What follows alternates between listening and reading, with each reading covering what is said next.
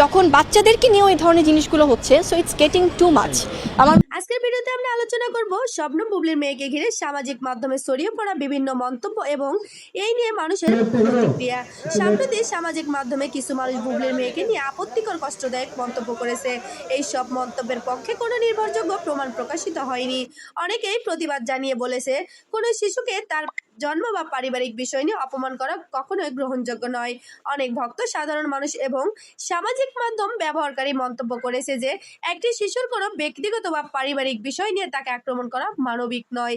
তাদের মতে বড়দের মধ্যে মতবিরোধ থাকলেও সেটা শিশুর উপরে ফেলা উচিত নয়। অন্যদিকে বুবলির সামর্থ্য করাও বলেছেন, একজন মা হিসেবে তিনি তার সন্তানের সম্মান ও নিরাপত্তাকে সবচেয়ে বেশি গুরুত্ব দেয়। তাই শিশুদের নিয়ে কটূক্তি বা গুঞ্জন ছড়ানোর থেকে সবাইকে বিরত থাকার আহ্বান জানানো হলো। বুবলি নিজে মুখে স্বীকার করেছে শাকিব খানের বাচ্চা। শাকিব খানও তার বাচ্চাকে মেনে নিয়েছে। তাহলে এতে ভক্তদের কোথায় সমস্যা? যারা অপুকে ভালোবাসে তারা বাজে কমেন্ট করে বুবলিকে নিয়ে, এটা তো ঠিক নয়। এটা শাকিব খানের বাচ্চা, শাকিব খান নিজে স্বীকার করেছে।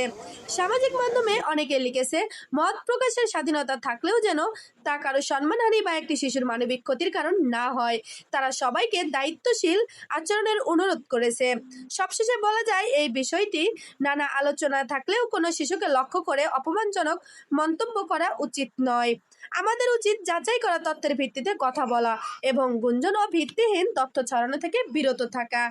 বুবলি নিজে মুখে স্বীকার করেছে, আমার দুটো বাচ্চার বাবা শাকিব খান।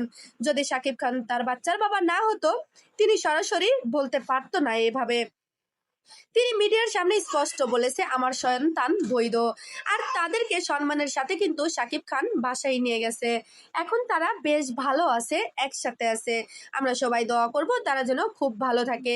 শাকিব খানও নিজে মুখে বলেছে, তিনি তার দুই ওয়াইফকেই রাখতে চান। তিনি বুবলিকেও ছাড়বেন না, অপবিশ্বাসকেও ছাড়বেন না। তাহলে তারা ভালো থাকলেই আমরা ভালো থাকবো।